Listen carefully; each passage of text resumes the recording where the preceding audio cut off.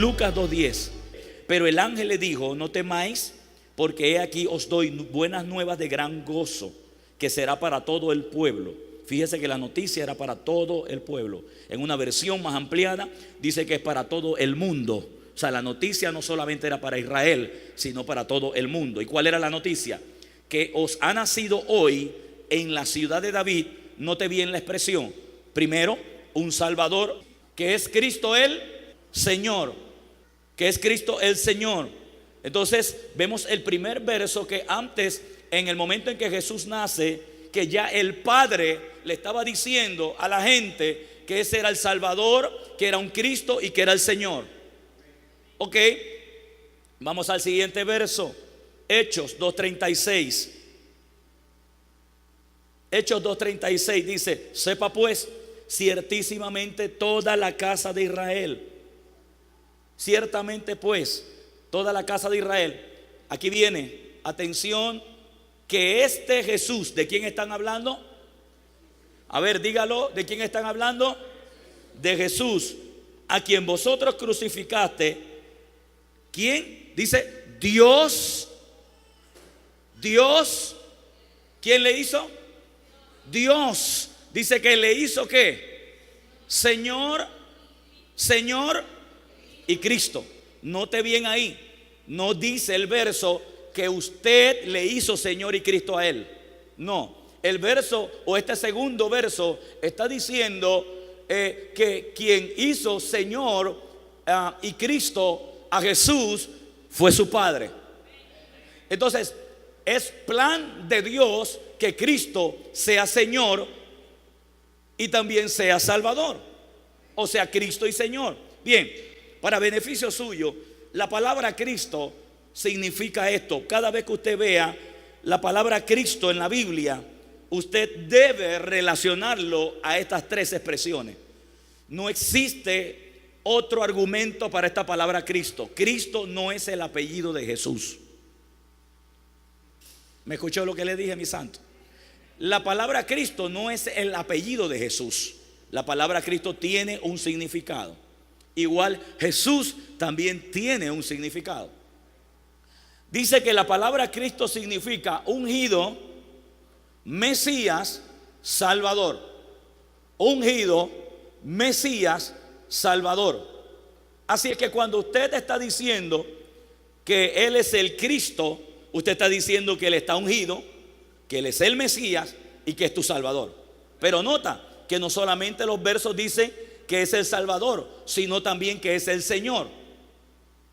Son dos cosas o dos nombres o títulos, si se pueden decir, que usted adquiere cuando usted recibe a Jesús como Salvador. Usted jamás podrá aceptar a Jesús como Salvador y olvidarse o desligarse de que Él es el Señor también. Si usted aceptó a Jesús como Salvador, significa que usted también le tomó como Señor. Si usted no sabía esto, bienvenido a Maranata y a la verdad de la palabra. ¿Por qué? Porque habíamos dicho anteriormente que hay cientos y millares de cristianos que solamente quieren a Jesús el Salvador, pero no quieren a Jesús como Señor. Sin embargo, usted no puede disfrutar de un atributo porque la salvación fue el regalo del Señor. O sea, tú te estás comiendo el beneficio del Señor sin aceptar al Señor. Eso no se puede. Diga, no se puede. Jesús es tu Señor y también es Cristo.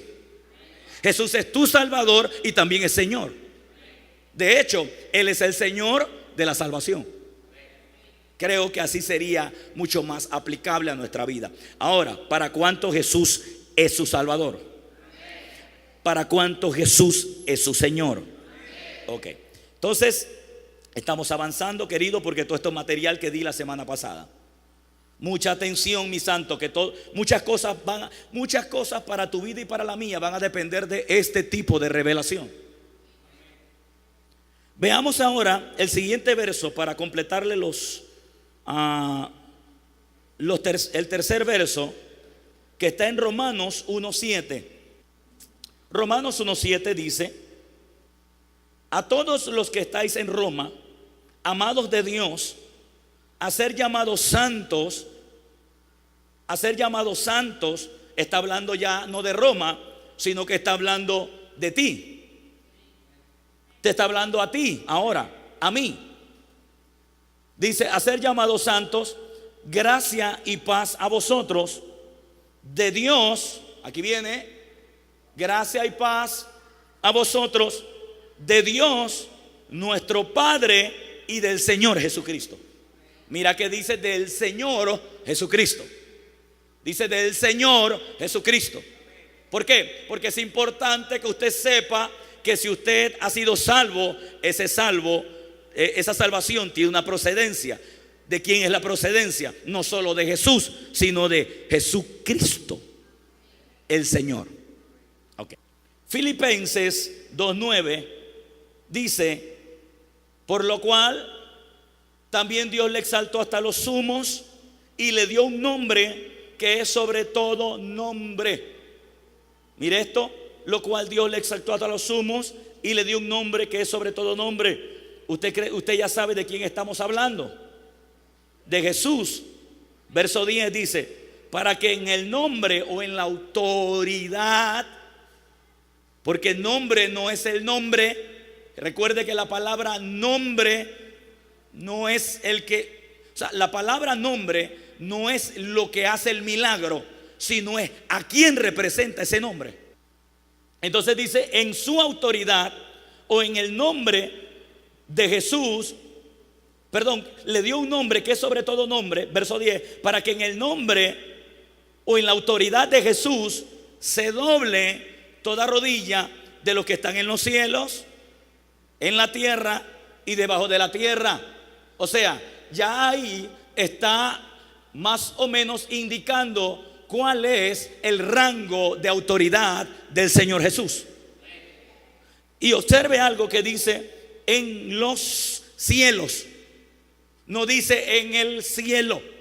Esas son expresiones que debemos prestarle atención, porque si hablara de el cielo, pudiera ser cualquiera de los tres que existen.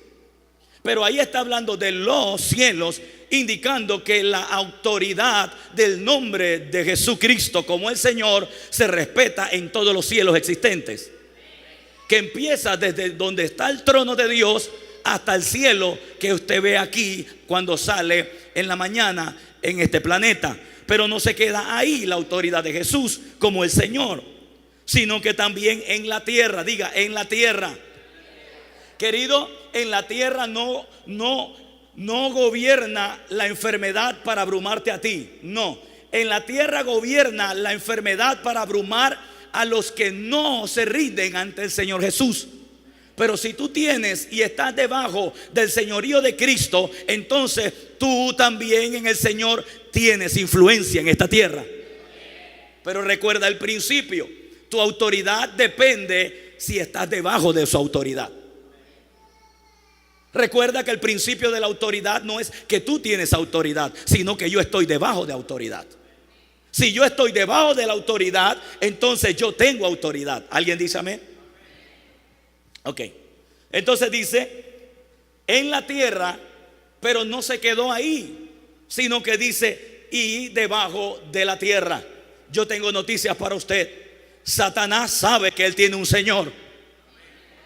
Los demonios saben que ellos tienen un Señor.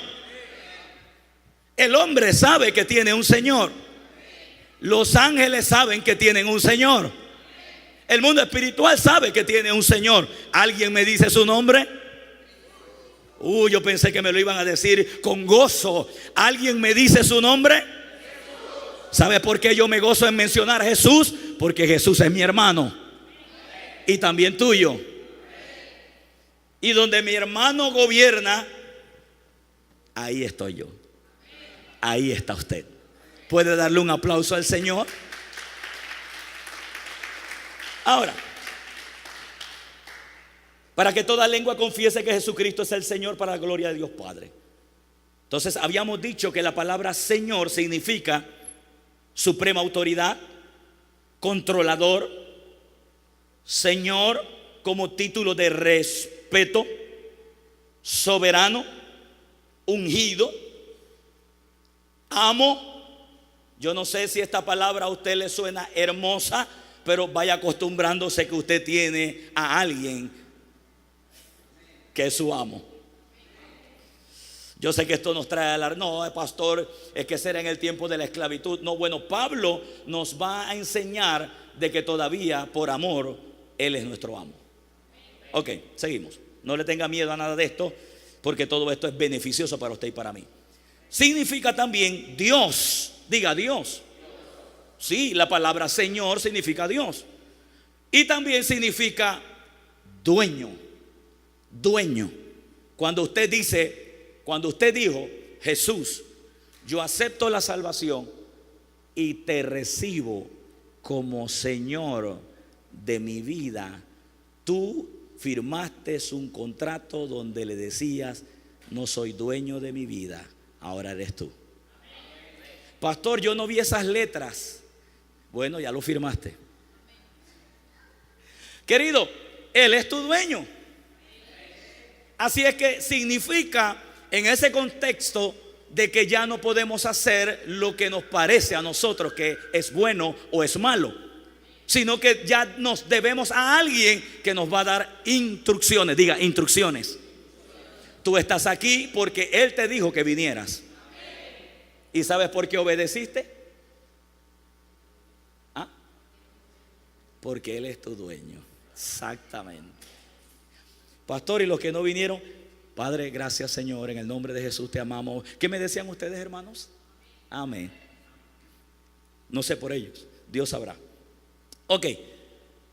Entonces habíamos estudiado desde la perspectiva de Jesús como nuestro, como la suprema autoridad. Y yo me estoy tomando un poquito la introducción una vez más, porque en el día jueves que yo di esta lección, llegó el momento en que empecé a hablar de algunas historias, pero esas historias no tenían versos bíblicos. Y no fue que me fui inquieto, sino que cuando llegué a mi casa y empecé a orar, sentí la necesidad de darle más elementos bíblicos a ustedes, para que ustedes puedan tener bases y fundamentos de la palabra. Y así usted tener, no es que usted sea convencido, porque yo sé que usted tiene fe en la palabra de Dios, sino que usted tenga el argumento bíblico para que tu fe crezca. Entonces habíamos hablado de unas historias de las cuales quiero que usted apunte y siga estudiando. Por eso es que usted va a notar que hoy se parece a lo del jueves pasado, con la diferencia de lo que vamos a hablar, o lo que estamos hablando.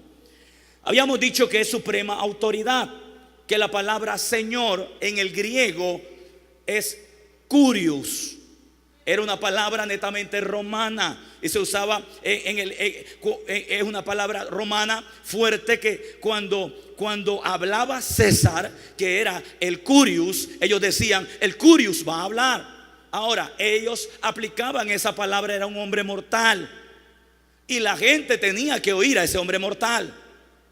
La gente tenía que doblegarse a ese hombre mortal llamado César, el curious, el Señor. Entonces Pablo está trayendo esa expresión de curious, que de la misma manera que respetaron a ese hombre mortal, que de la misma manera que respetaban la autoridad de ese hombre mortal, tenían que también tener el concepto claro que Jesús, el Señor, es más grande que ese hombre mortal, y que por ende había que tenerle alto respeto y también mucho oído a la voz y a sus palabras, por la autoridad que conlleva la persona de Jesús. Ok. Desde esa perspectiva, entonces dimos un ejemplo de cómo la autoridad de Jesús es reconocida por el mundo espiritual. Y habíamos mencionado Lucas 4:35 al 36. Y dice así: y Jesús le reprendió. Note que dice Jesús, pero ya usted sabe que es el Señor. Y Jesús le reprendió diciendo: cállate y sal de él. Entonces, aquí viene, note esto, el demonio, ¿cómo dice? A ver, ¿cómo dice? El demonio, derribándole en medio de ellos, ¿qué hizo?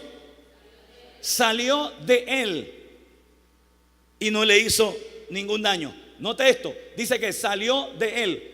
El demonio salió a la voz de Jesús.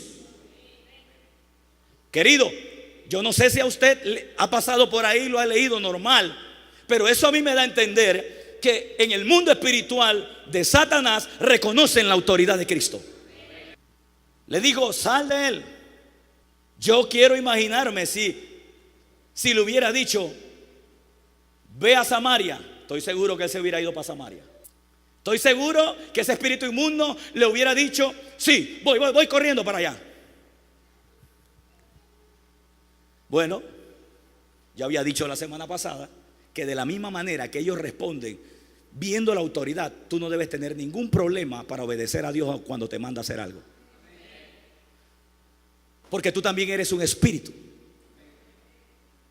que tiene un alma y que vive en un cuerpo. Entonces, Satanás tiene que responder y reconoce la autoridad del Señor. Quiere decir que usted y yo no tenemos problema por reconocerlo también.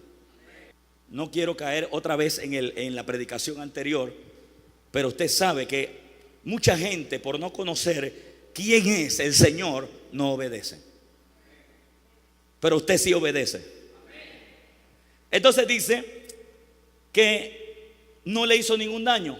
Verso 36. Y estaban todos maravillados y hablaban unos a otros diciendo, ¿qué palabra es esta?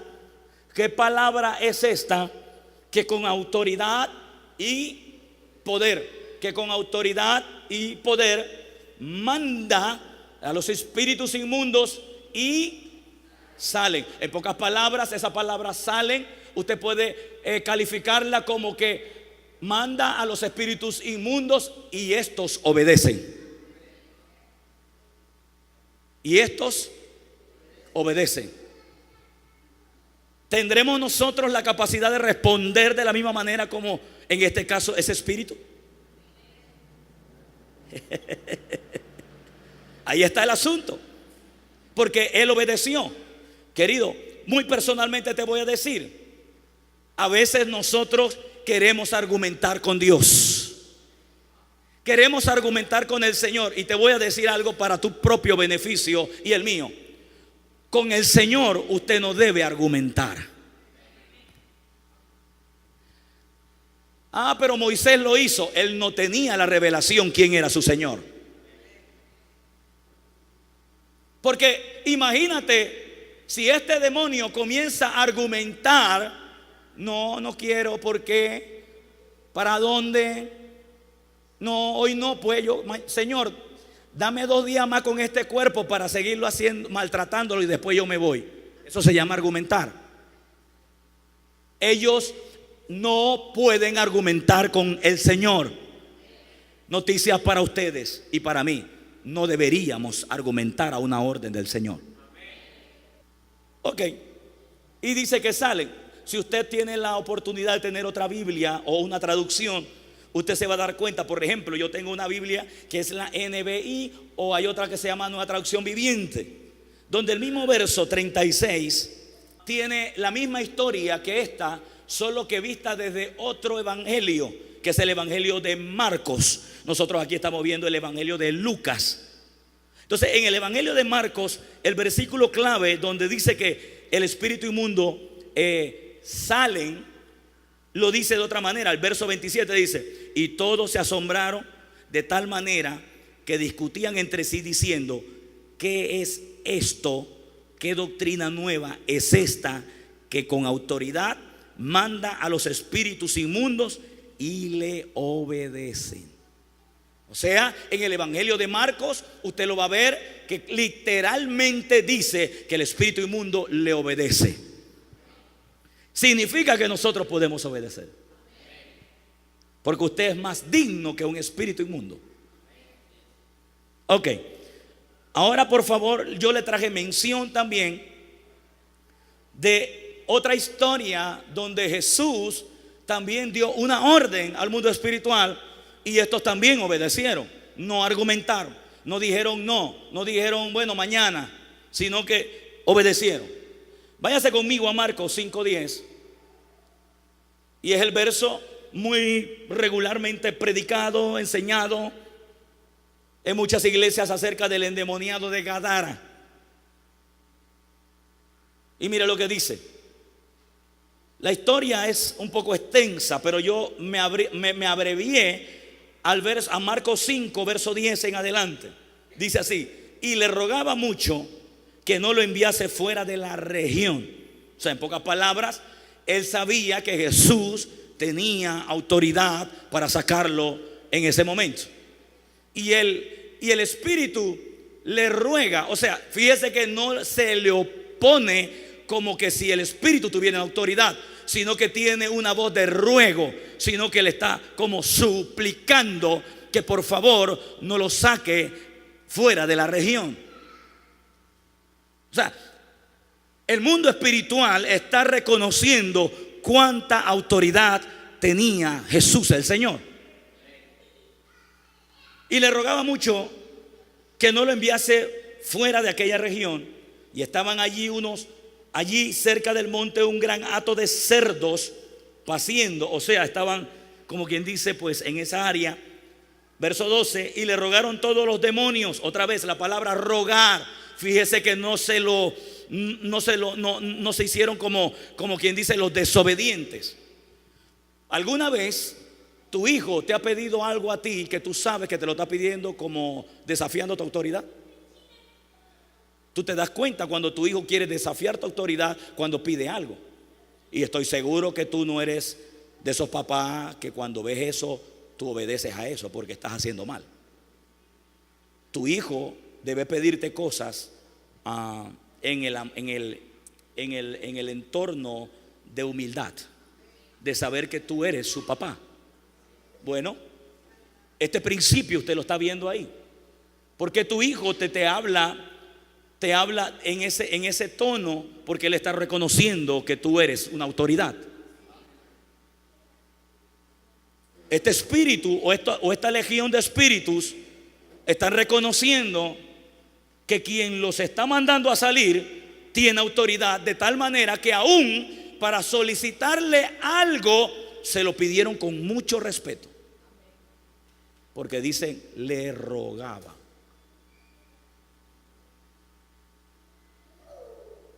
Y la Biblia dice, según lo que estamos leyendo, diciendo: envíanos al hato de los cerdos para entrar en ellos. Y dice la Biblia que luego Jesús, verso 13, les dio permiso. Escúcheme esto: cuán Señor es Jesús, todo Señor, que Él le dio permiso, indicando que si Él decía que no, nadie se movía de ahí. Cuando lleguemos a la faceta de Jesús es mi dueño, vamos a entrar en esta dinámica. Porque a veces los creyentes caminamos como que si somos absolutos. Y esta es la parte que no se ha enseñado en la iglesia, porque solamente se enseñó románticamente: Jesús es mi salvador, Jesús es mi provisión, Jesús es mi sustento, Jesús es mi riqueza, Jesús es todo lo bueno. Y eso es cierto, pero no olvides que todo lo bueno es el Señor el que lo da. Ok, entonces dice que luego les dio permiso, y saliendo en el instante que les dio permiso, saliendo de ellos los espíritus inmundos, entraron en los hatos o en los cerdos, los cuales eran como 2000, y el hato se precipitó en el mar por un despeñadero. El hato de cerdos se precipitó en el mar por un despeñadero y se ahogaron. Verso 14: y los que apacentaban los cerdos huyeron y dieron aviso a la ciudad en los campos, y salieron a ver aquello que había sucedido. Vienen a Jesús y ven que había sido atormentado, y ven al que había sido atormentado por demonios y que había tenido la legión, sentado y vestido y en juicio cabal, y tuvieron miedo. ¿Quiénes? Los que lo habían visto anteriormente loco, endemoniado. Verso 16: y les contaron lo que habían visto y cómo le había acontecido al que había tenido demonios y los de los cerdos. Verso 17: y comenzaron a rogarle que se fuera de sus entornos. Al entrar él en la barca, el que había estado endemoniado, note esto, Por favor, note esto. Al entrar en la barca Jesús, el que había estado endemoniado le rogaba ¿a quién? A Jesús que le dejase estar con él. Oiga bien, al principio quienes obedecieron en el hombre eran espíritus inmundos. Ahora el hombre ya sin espíritu inmundo, sino ya con su vida libre o su vida interior totalmente liberada de esclavitud demoníaca, le solicita a Jesús que pudiera irse con él. O sea, nota esto. El hombre sin demonios comienza a reconocer que Jesús es autoridad. No se le montó en la barca, no se le fue encima, no lo desafió, sino que le rogó que le dejase ir con él. Eso se llama respeto a la autoridad. Ahora, ¿qué hizo Jesús? Usted conoce la historia. Jesús le dijo no. Diga no. Diga no. ¿Y sabes qué hizo el hombre? ¿No sabes? El hombre agarró, se tiró al piso, empezó a llorar. Ay, Señor, tú eres bien malo conmigo, no me complace. No. El hombre atendió a la voz del Señor. Hay veces que Jesús te va a decir no. Y te voy a decir algo. Nos conviene aceptar el no.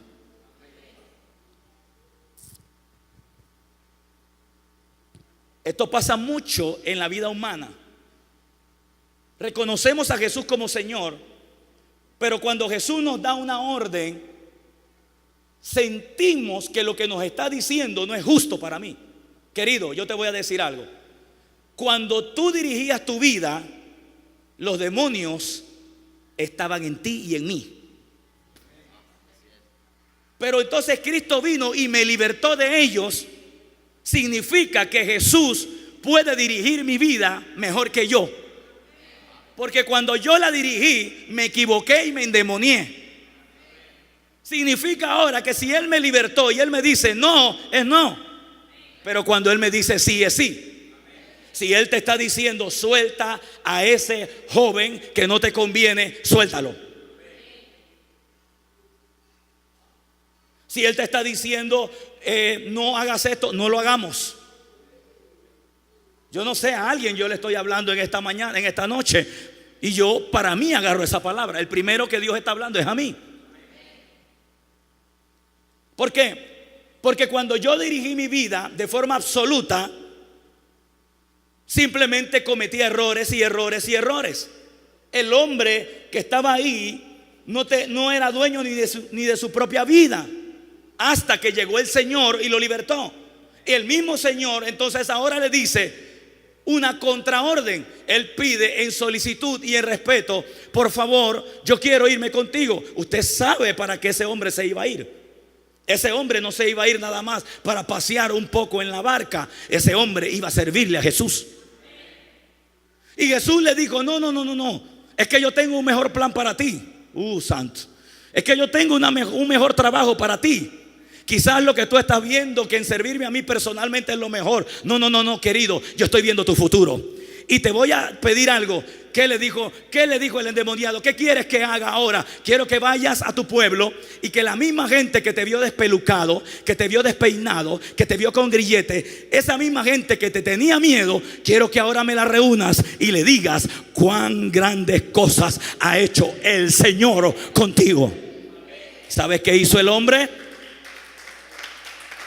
Bendiga al Señor con sus aplausos. ¿Sabes qué hizo el hombre? El hombre respondió cabalmente a quien tenía autoridad de controlar su vida. Levante sus manos y diga: Señor, yo rindo mi voluntad a ti. Dígalo con realidad, hermano, y con fe. Diga: Señor, yo rindo mi voluntad a ti. Amén. Santo. Dígamelo a mí, querido. Ya yo le pedí perdón a Dios aún por haber argumentado el día que me llamó al pastorado, que le dije: Señor, eso no. Yo ni siquiera tenía que haber dicho eso. Pero Dios en su amor y en su paciencia me lo dejó decir. Y ahora, después que ya conozco la revelación de quién es el Señor, ahora dije: Señor, perdóname por haberte dicho esa noche que no. Eso se llama madurez. Cuando Dios te dice que no, es no. No te presiones, no te choques con Él, no te vayas en contra de Él. Él sabe de qué te está librando. Él sabe lo que es mejor para ti. Entonces obedece la autoridad del Señor, porque es su autoridad.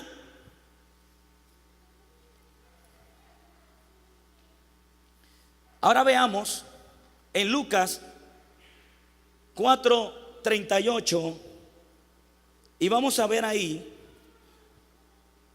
la famosa historia que le mencioné también acerca de la autoridad del Señor, para que las enfermedades pudieran escuchar y retirarse de los cuerpos. Lucas 4:38, mire lo que dice. Entonces Jesús se levantó y salió de la sinagoga. ¿Sabe a qué Jesús iba a la sinagoga? ¿Sabes a qué Jesús iba a la sinagoga? A enseñar la palabra. Jesús no era un evangelista dentro de la iglesia. Jesús era un maestro dentro de la iglesia. Y Jesús era un evangelista con señales y milagros fuera de la iglesia, fuera de la sinagoga. Entonces dice que Jesús se levantó y salió de la sinagoga y entró a la casa de Simón, que posteriormente se le llamó Pedro. Y la suegra de Simón tenía, ¿qué cosa? ¿Qué tenía? Tenía fiebre.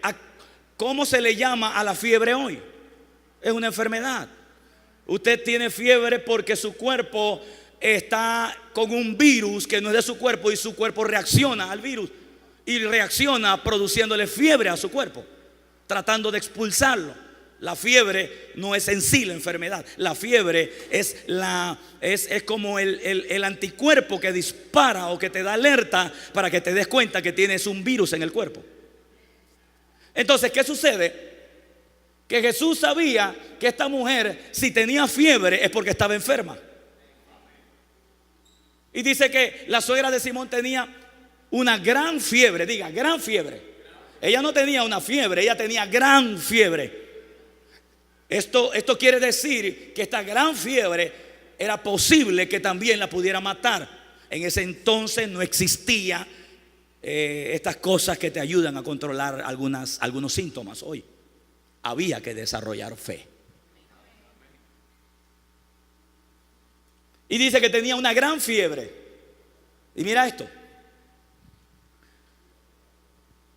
Y le rogaron por ella. ¿A quién? A Jesús. Verso 39. Observe esto. E inclinándose hacia ella, aquí viene, reprendió la fiebre. Espérese, escúcheme esto. La Biblia no dice que le dijo a la fiebre: sal, por favor. Dice que la reprendió. ¿Sabes por qué la reprendió? Porque todo lo que proviene de Satanás, usted no pide que salga, usted con autoridad le ordene que salga. Más adelante le voy a enseñar que a Dios no le pide para ser sano, porque ya Él te sanó hace 2000 años. Usted le ordena a la enfermedad que se vaya de su cuerpo. Es diferente. Ok. Y dice que reprendió la fiebre. ¿Y qué hizo la fiebre? ¿Cómo? Entonces en el mundo espiritual los síntomas y las enfermedades oyen.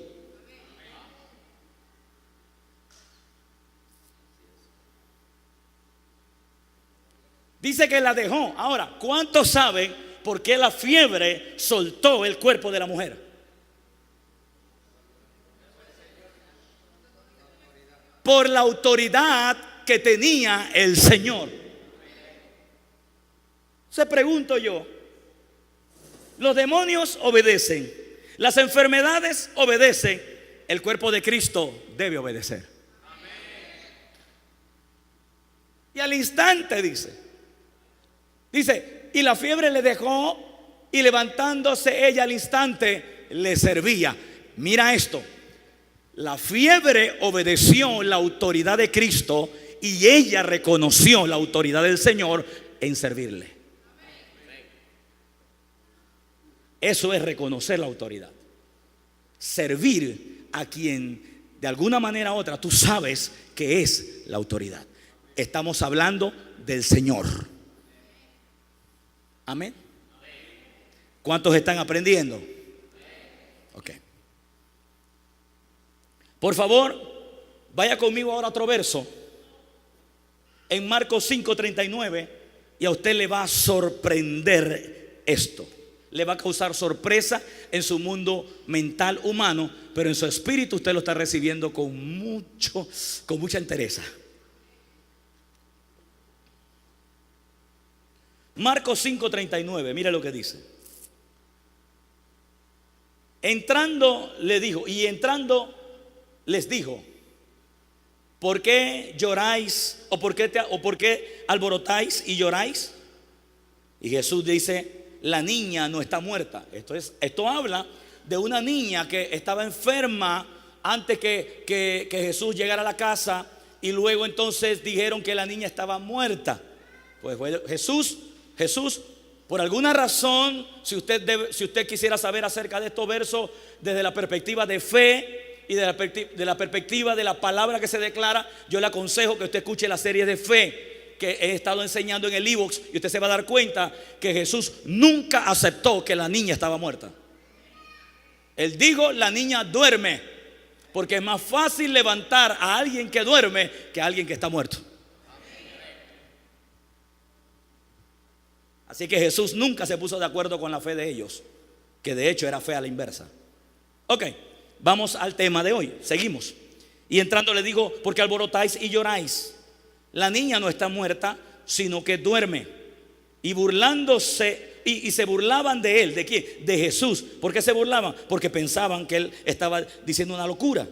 Dice: mas él, echando fuera a todos, tomó al padre y a la madre de la niña y a los que estaban con él, y entró donde estaba la niña, y tomándola de la mano, y tomando la mano de la niña, le dijo: Talita cumi, que traducido es: niña, a ti te digo, niña, a ti te digo, ¿cómo?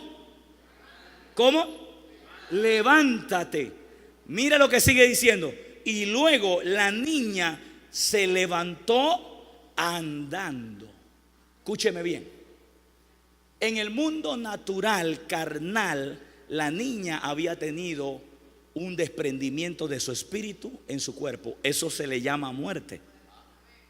Lo que usted conoce como muerte. ¿Qué es muerte? Es separación del cuerpo del espíritu, porque recuerde que el espíritu nunca muere. ¿Está claro? Ok. Entonces, pero Jesús no iba a decir que la niña estaba muerta, porque él sabe que la niña no está muerta espiritualmente hablando. La niña está viva, solo que no tiene el espíritu en su cuerpo. Pero a los ojos naturales la niña está muerta. A veces no me gusta decir mucho esta expresión, porque yo soy de los que pienso que el creyente nunca muere. Nosotros pasamos de un estado a otro. Usted llegó a la iglesia correcta, no se asuste. Denle un aplauso al Señor, que algunos los veo así como que pensativos. Cuando usted continúe con la serie y usted se dé la oportunidad de seguir escuchando nuestros mensajes, usted se va a dar cuenta después de qué estamos hablando. Luego la niña se levantó y andaba. O sea, lo que me llama la atención es que Jesús tenía tanto poder y tanta autoridad, y reconocían su señorío en el mundo espiritual, de tal manera que aún la muerte tuvo que soltar a la niña. Porque dice la Escritura que antes de Cristo la muerte reinaba sobre los hombres, pero después de Cristo reina la vida en Jesús. Entonces, ¿cuánta autoridad tenía el Señor, o cuánto reconocía la muerte, que es el tercer enemigo del Padre. En Apocalipsis dice que será echado a la muerte también, al Hades, que es el enemigo del Padre. Entonces se está hablando de que Jesús le dio una orden a la muerte y le dijo: esa niña me la suelta. ¿Quién está diciendo que hay que soltarla? El mismo que ordenó que salieran los demonios del cuerpo del endemoniado gadareno. El mismo que reprendió el demonio en el cuerpo del joven que estaba lunático. Ese está diciendo: suéltame el espíritu de la niña y que vuelva a la vida. ¿Y sabe qué ocurrió? La niña se levantó. ¿Sabe qué significa eso? Que obedecieron en el mundo espiritual.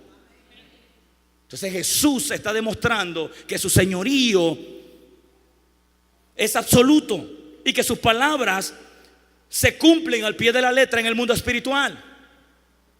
Querido, usted, quien lo salvó a usted, no fue uno cualquiera. A usted lo salvó el Señor de los cielos, el Señor de la tierra y el Señor aún debajo de la tierra. El que tiene autoridad en todo eso. ¿Alguien dice amén?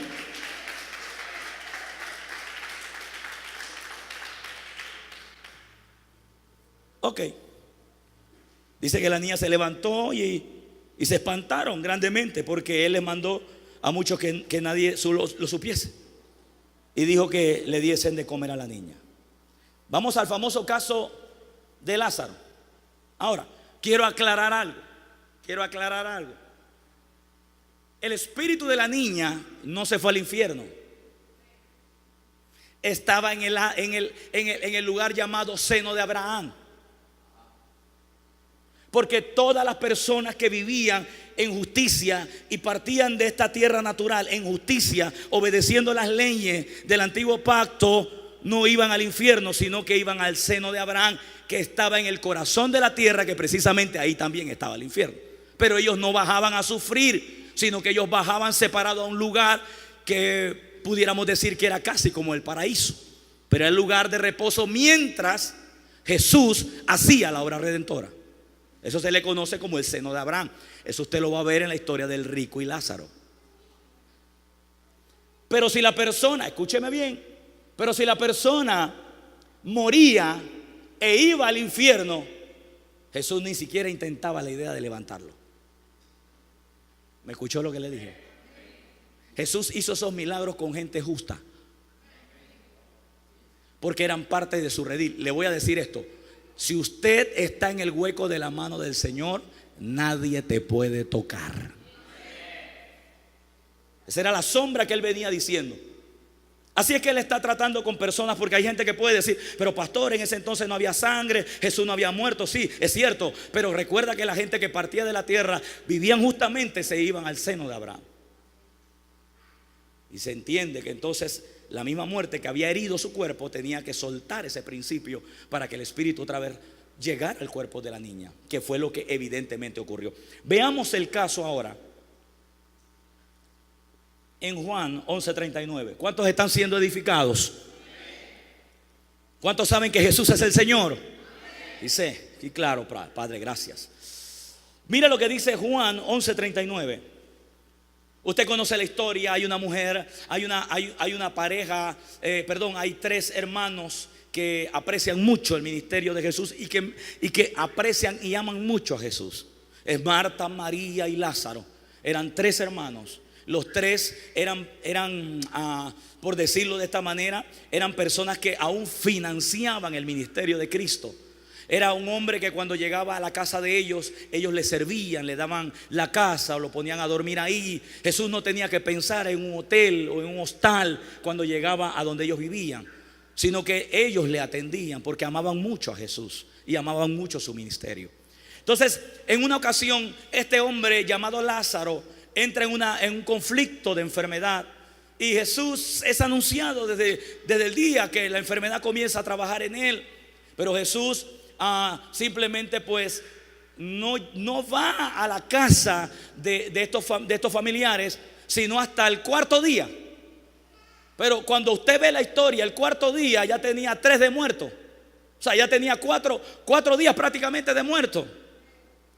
Y la hermana empieza a argumentar y le dice a Jesús: maestro, si hubiera venido antes, quizás mi hermano no muere. Y Jesús le dice: mira, pero yo quiero que tú creas, porque el que cree en mí, aunque esté muerto, vivirá. Y ella, muy religiosa y muy teóloga, con mucha teología, dice: yo sé que Él se va a levantar en la resurrección de los muertos. Y Jesús se le queda viendo y le dice: mujer, no te duermas en ese argumento, porque Él no va a resucitar en el día postrero. Yo soy la vida y yo soy la resurrección.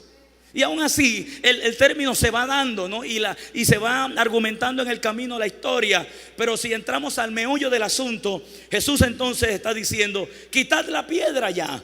Vamos a entrar en materia. Dice: quitad la piedra. Y Marta, la hermana del que había muerto, le dijo: Señor, hiede. O sea, hiede tanto que si la quitamos aquí no va a quedar nadie, porque ya es de 4 días de muerto.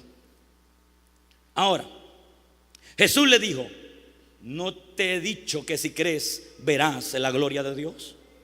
Entonces quitaron la piedra de donde había sido puesto el muerto. Y Jesús, alzando los ojos a lo alto, dijo: Padre, gracias te doy por haberme oído. Escúchame, gracias te doy por haberme oído. Significa que Jesús no oró para que tuviera respaldo de Dios en ese momento. Jesús venía orando ya para que cuando Él llegara, en el momento que el Padre le dijera, tuviera respaldo.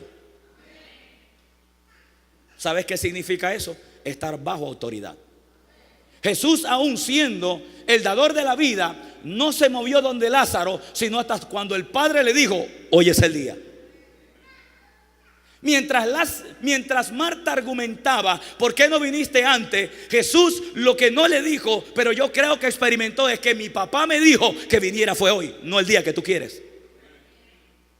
Porque al final usted no se debe a alguien, usted se debe al Señor. Y usted debe hacer lo que el Señor dice. En este caso el Señor del Señor Jesús, ¿sabe quién era? Su papá.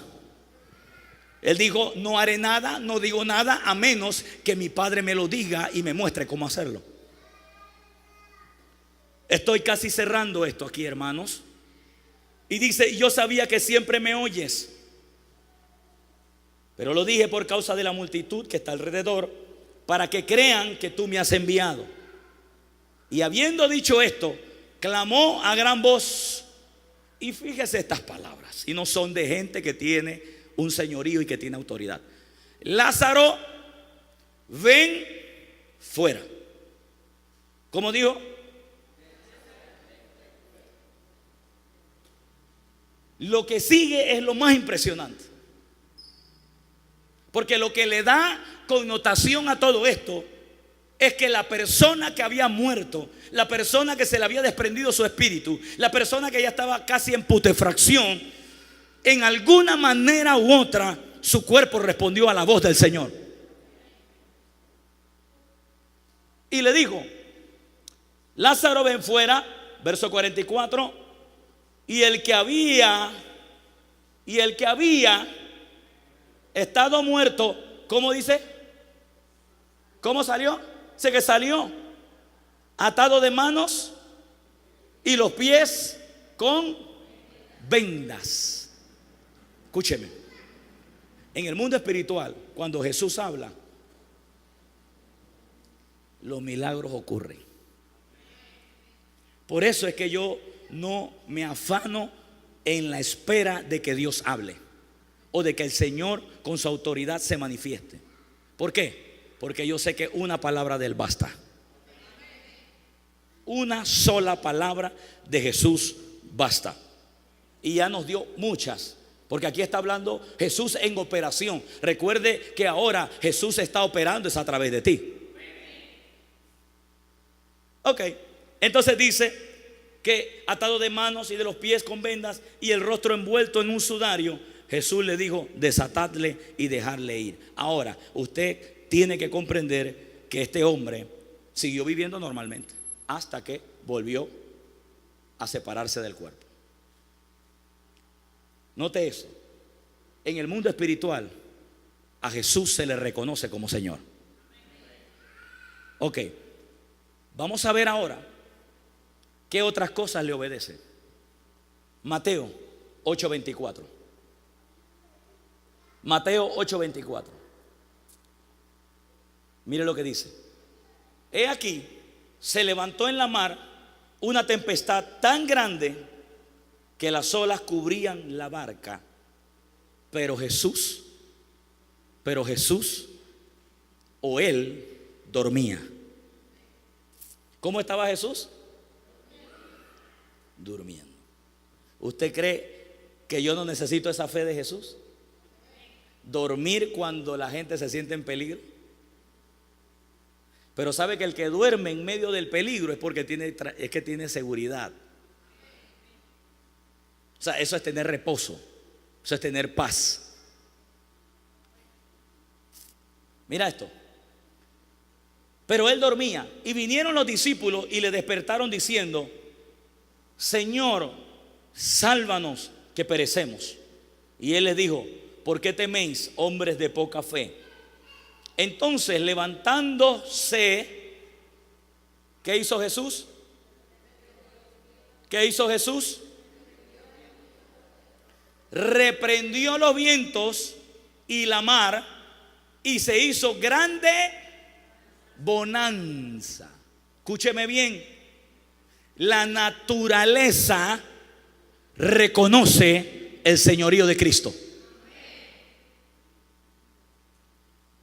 Eso es muy importante que usted lo sepa, porque de alguna manera u otra nos sigue dando argumentos de que si la naturaleza, que no es como tú y como yo, obedece al Señor, entonces nosotros no tendremos problema de reconocer el señorío de Cristo.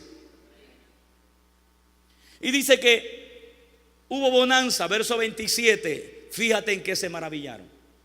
Y los hombres se maravillaron diciendo: ¿qué hombre es este que aún los vientos y el mar le obedecen?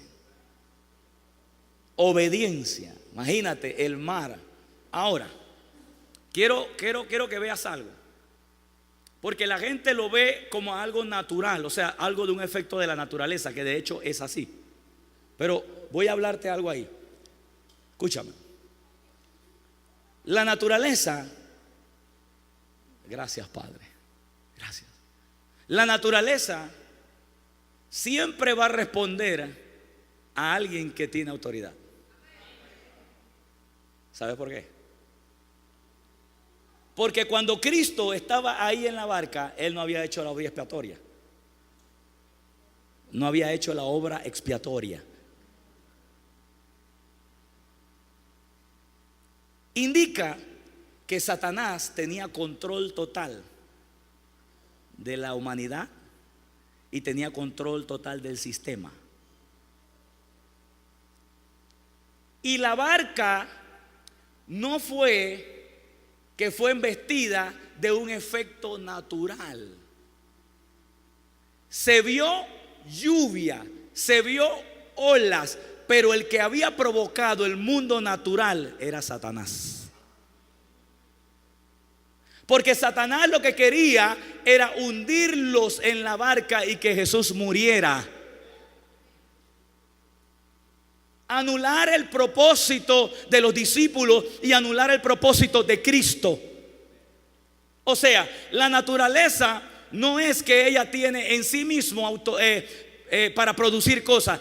Ella se mueve a la voz de alguien que tiene autoridad.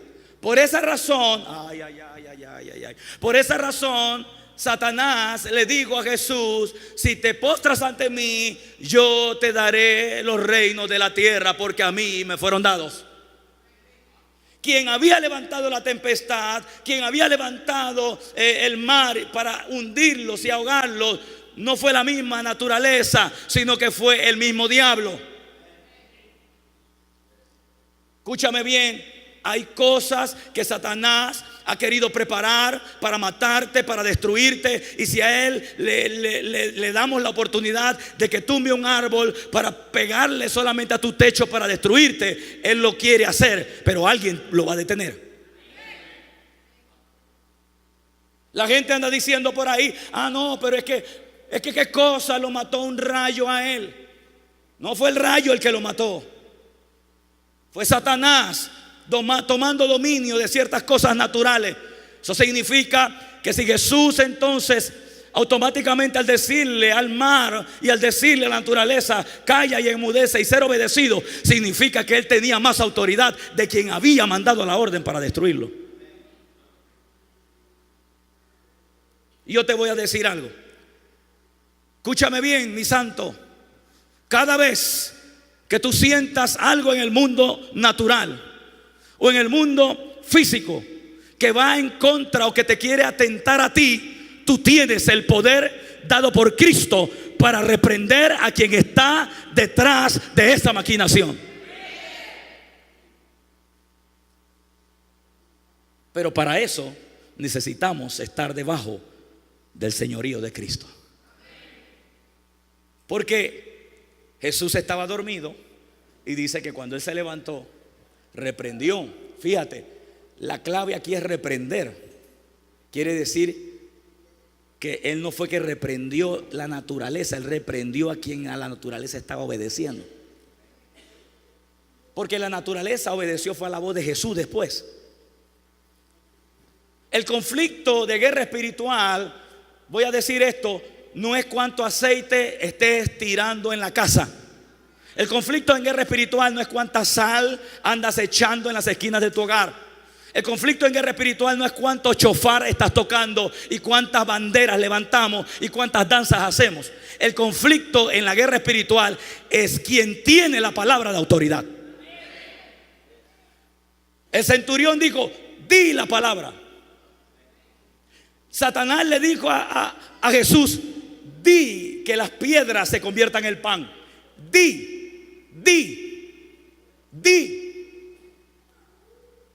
Él sabía, escúchame bien, Satanás sabía que la única manera que las piedras se convirtieran en pan era si Jesús lo decía. Por eso nosotros ahora, como la iglesia de Jesucristo, si estamos reconociendo la autoridad del Señor, tenemos autoridad. ¿Cómo opera nuestra autoridad? No es con sal, no es con aceite, no es con tanta cosa que se ha inventado, es con la palabra de Dios que sale de tu boca. Porque ahora tú eres el portador de esa autoridad. Te voy a decir algo, escúchame. Con esto cierro. Escúcheme bien. Jesús no vino a la tierra para demostrar nada. Ya Él era el Señor. Jesús no vino a la tierra para Él salvarse de nada, si Él estaba en el seno del Padre. Escúcheme bien. Jesús vino a la tierra fue para él rescatar y volver a retomar lo que Adán había perdido. Escúchame, Jesús no perdió autoridad. Quien la perdió fue Adán. Voy a decir esto. Agarre esto en su espíritu. Adán era el señor del Edén. Pastor, ¿usted por qué dice eso? Porque Dios le dijo: tú te enseñorearás de ella, de la tierra. Tú vas a tener autoridad sobre la tierra. Dice que los cielos ha sido dado a Dios y la tierra ha sido entregada a los hombres. Significa entonces que Cristo no fue que Él vino a recuperar, Él no vino a recuperar algo que Él perdió. No, Cristo nunca perdió nada. Cristo lo que vino a recuperar algo es que el ser humano había perdido. Y Él lo recuperó. ¿Para qué? Para Él. No, si Él no necesita demostrarte a ti que es el Señor.